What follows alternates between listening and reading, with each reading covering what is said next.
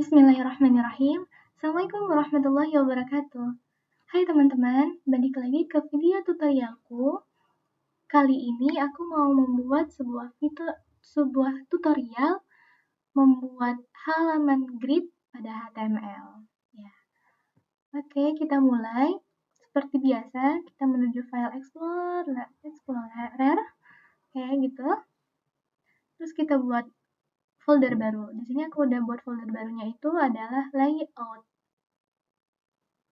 Kemudian kita buka Visual Studio Code-nya, lalu kita buka folder layout-nya. Oke. Nah, kemudian kita klik new file. Kita namain grid.html. Oke.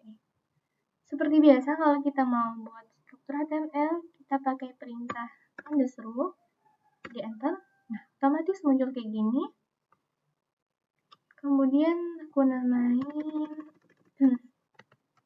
membuat grid.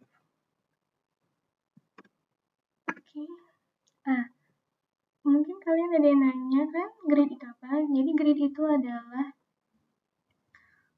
sebuah atribut yang dapat membagi kolom pada website menjadi beberapa bagian sesuai yang dibutuhkan. Oke, mungkin yang pertama kita awali dengan judulnya, pakai heading. Nah, di halaman website yang mau keisi itu adalah berkaitan dengan tempat sejarah di Jambi. Aku mau bawa tentang pengenalan daerahku. Oke. Selanjutnya di sini ada 3 tempat yang mau aku buat. Jadi kalian harus download dulu foto-foto tentang tempatnya. Ini aku udah download 3 fotonya. Ada candi, gentala, sama Masjid Agung. Oke. Sebelum kita mulai, kita tarik dulu foto dari filenya ke Visual Studio Code. Oke, di sini gentala arasi udah aku masukin. Ada 2 lagi yang belum. Candi Jambi ini. Oke, masukin di folder img. Jangan di sini ya, atau di sini, tapi di folder img. Jadi tadi tuh sebelum kalian masukin gambar, kalian buat dulu nih folder untuk tempat foto-fotonya. Udah itu Masjid Agung. Oke, di sini ya, jangan di sini. Di sini.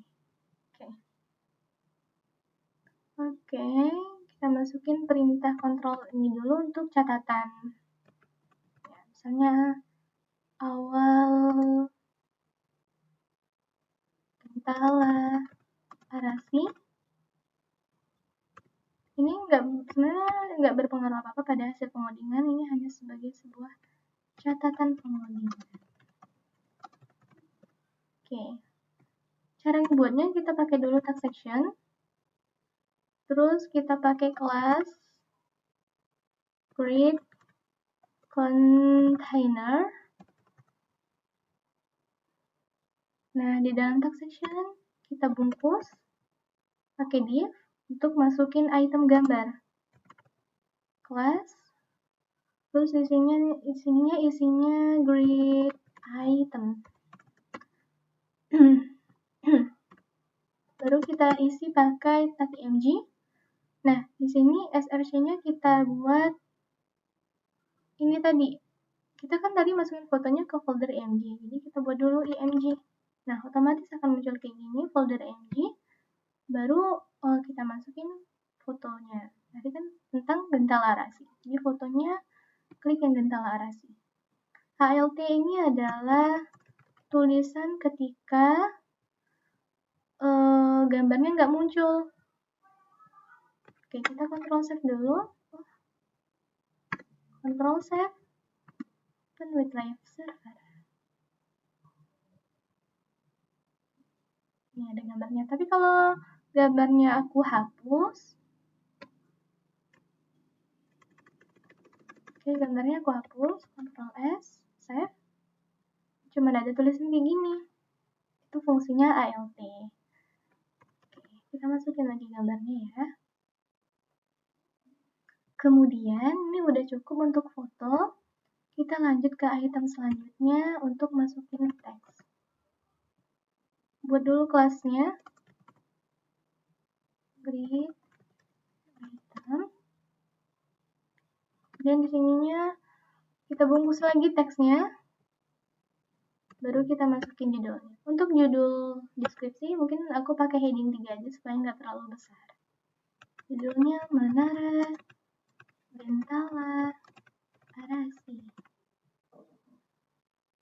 Kemudian aku mau buat deskripsinya pakai tab P. Oke, kalian bisa saling cari referensi deskripsinya di Google.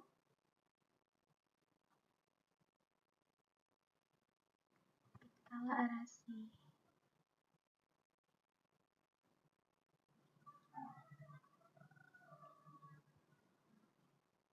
Ya, sini aja, Ctrl copy. Masukin di sini. Nah, ada caranya supaya tulisan tuh nggak manjang ke samping. Caranya adalah kita pakai keyboard ALT ditambah Shift ditambah F. Nah, otomatis menjadi rapi. Kenapa bisa seperti itu? Karena di Visual Studio Code-ku udah aku download extension yang namanya Prettier. Nah, di setiap gambar aku mau nambahin yang namanya button. Oke. Supaya buttonnya berfungsi, kita pakai dulu tag A-nya. Oke. Buttonnya dimasukkan ke dalam tag A. Hanya di sini deskripsi. Oke. Untuk isinya nanti ya. Oke, ini udah. Untuk tempat pertama kita udah selesai. Lanjut ke tempat kedua. Nah, kita buat awal. Selanjutnya tempat yang kedua itu adalah candi. Isinya akhir candi. Jadi supaya lebih enak baca codingannya kalau ada catatan kayak gini. Kita masukin tag section. Kelasnya dibuat. Kelas create container. Oke, kemudian div. Div juga dikasih kelas. Kelasnya create item. Jadi item pertama kita tuh kayak tadi kita mau masukin gambar.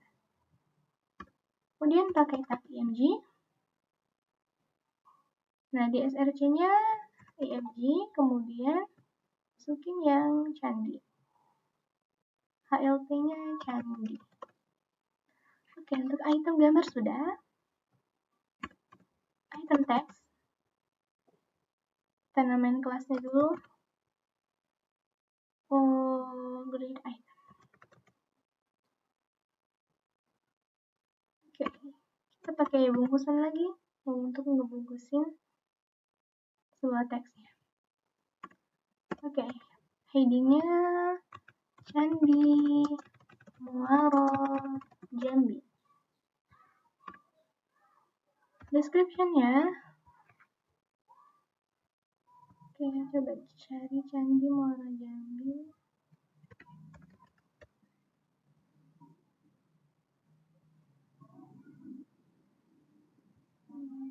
Sampai sini aja. Sini deh. Ctrl C. Oke, ngerapiinnya pakai ALT tambah Shift tambah F. Oke, sama kayak tadi kita masukin button. Sebelum kita masukin button, kita tambahin dulu tag A supaya buttonnya berfungsi. Buttonnya dimasukin ke dalam tag A. Oke, isinya deskripsi. Oke, untuk candi udah. Tempat ketiga kita mau masukin yang namanya masjid.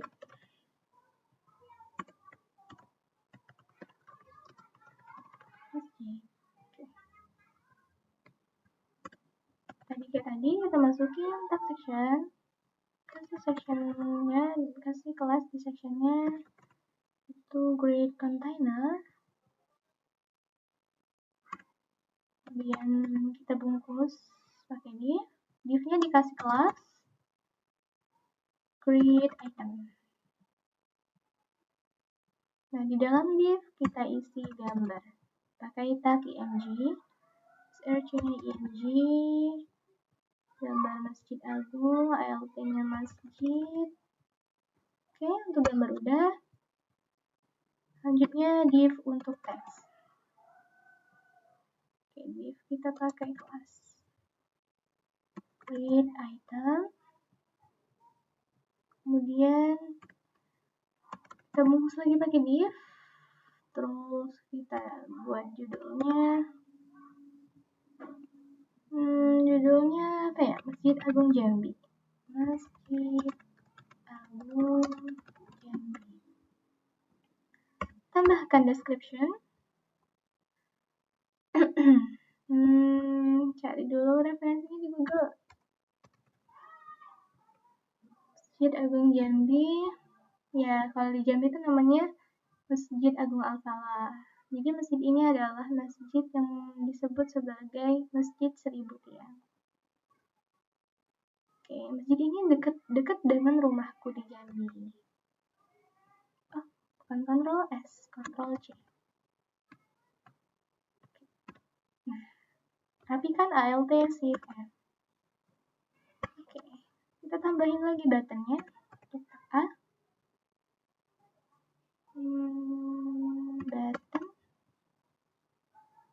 deskripsi. Oke, ini udah 3 tempat. Coba kita cek. Nah, kurang lebih seperti ini. Tapi ini belum terbentuk kolom atau layout karena kita belum nge-style-nya atau nge-CSS-nya. Oke, kita CSS dulu di bawah tag head. Jangan di dalam tag body. Pakai tag style.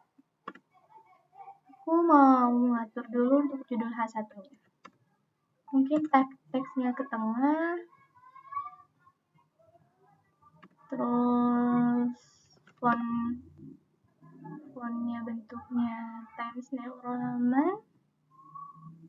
Oke, ini udah cukup. Selanjutnya untuk kelas grid container. Oke, untuk grid container mungkin aku mau masukin display grid.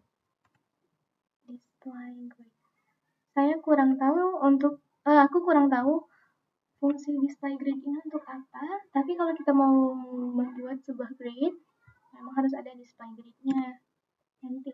Ya, karena saya masih belajar. Kemudian klik create template columns.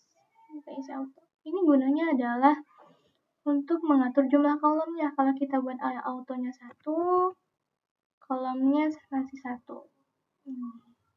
Jadi ininya untuk kelompok teks ini dia belum ke sini. Nah, jadi kita buat autonya 2.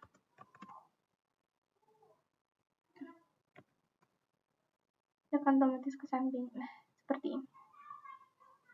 Itu kita pakai padding. Misalnya 20 pixel. Padding left. Ya, padding left sama padding right.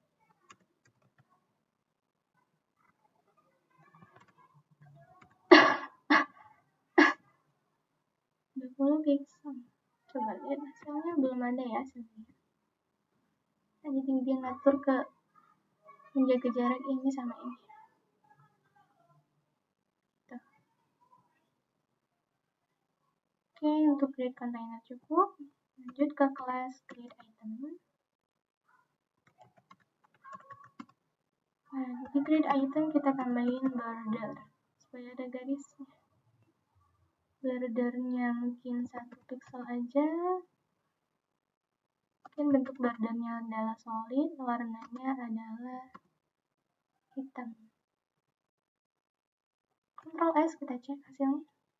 Tuh, udah ada garis.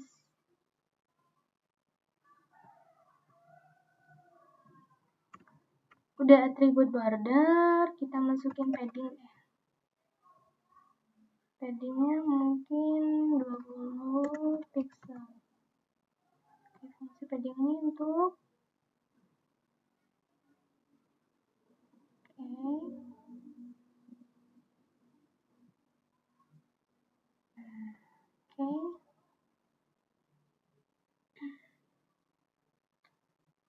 setelah padding, terus kita masukin juga atribut align hitam center.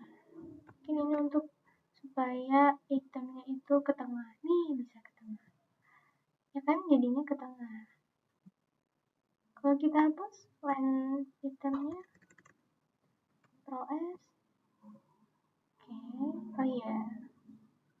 Oh, ini fungsinya untuk padding. Jadi ada jarak sini, kotak. Kalau kita tambahin line hitam center itu untuk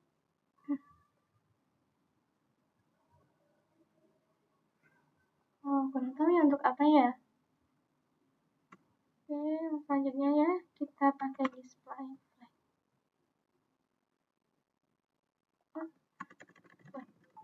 Fleksibel.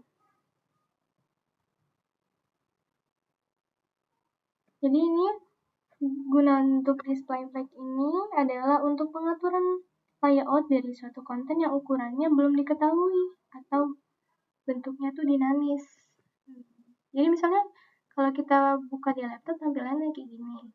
Mungkin kalau kita buka di HP tampilannya bisa berubah karena kan ukuran setiap layar laptop atau HP masing-masing orang tuh berbeda.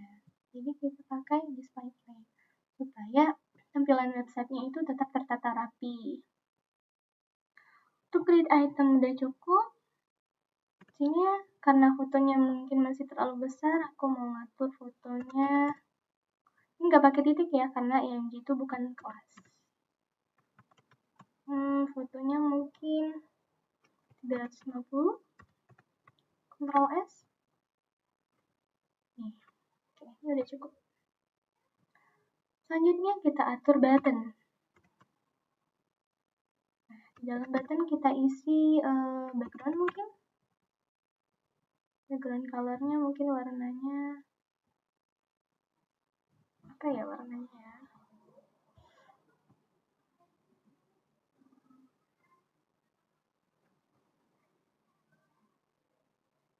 Grey aja. Untuk colornya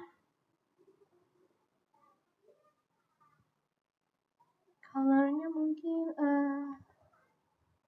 ya hitam aja. Font family-nya diganti apa ya? Impact ini apa? Oke, kita coba. Terus apa lagi kita mau masukin button ya? Mungkin kursornya. Nah, jadi ini kursor pointernya berfungsi. Kita ngarahin ke deskripsi. Gelap ya? Oke, colornya kita ganti aja fontnya. Tunggu dulu. Fontnya jelek, nggak bagus. Fontnya mungkin One Family Arial aja.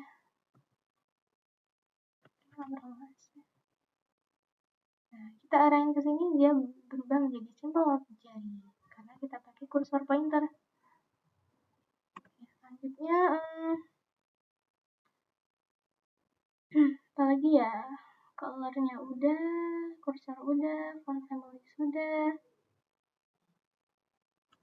Mungkin mau tambahin border radius. Hanya 3 pixel aja. Ini fungsinya jadinya dia agak lengkungin. Kurang kelihatan ya. Mungkin 6 deh, atau 5.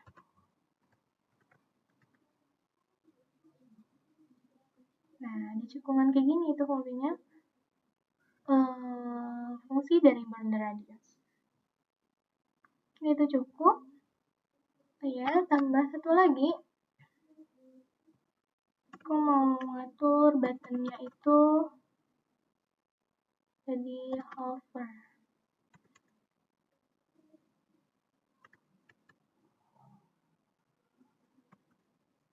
Hover ini fungsinya kayak gini. Background. Nah, Ctrl S. Jadi kalau kita rank ke sini dia berubah jadi warna putih. Gitu. Itu fungsinya untuk hover. Jadi supaya kelihatan kita tuh udah ngarahin ke buttonnya. Oke, kurang lebih seperti itu. Kita lihat yang bawah, berubah. Oke, berubah. Mungkin gambarnya aku kecilin lagi ya. 300 ya. Oke, ini cukup. Oke, ini udah selesai. Oh iya, aku juga mau ngatur. Ini udah bagus nih. Kalau mau ngatur H3-nya juga bisa. Mungkin ganti file, ganti fontnya, ganti warnanya, atau ukurannya diperbesar itu bisa. Tinggal di style aja headingnya. Oke, selanjutnya aku tuh mau ketika kita klik button, kita muncul sebuah halaman lain. Nah, sebelumnya aku udah buat yang namanya file sebuah deskripsi tentang dental HRASI. Jadi di sini di ahrefnya ini kita isi sesuai dengan ini index.html. Nah, oke, coba kita Ctrl S, kita klik ini. Nah, dia muncul tampilan seperti ini. Seperti itu. Jadi itulah fungsinya tag A, supaya buttonnya berfungsi. Oke, kurang lebih seperti itu. Nah, seperti inilah sedikit gambaran tentang yang namanya grid. Bisa juga ditambah jadi 3 kotak, tapi di sini aku cuma buat 2 karena cuma mau ngeletak gambar sama ngeletak teks. Ya, gitu. Oke. Terima kasih sudah menonton. Mohon maaf jika terdapat kata-kata yang kurang dipahami. Jika saya menjelaskannya terdapat hal yang masih kurang jelas karena di sini saya masih belajar dan memang masih baru-baru menempuh ataupun mengenal tentang codingan komputer. Insya Allah saya akan terus belajar untuk bisa paham dengan kode komputer. Oke, terima kasih. See you next time. Assalamualaikum warahmatullahi wabarakatuh.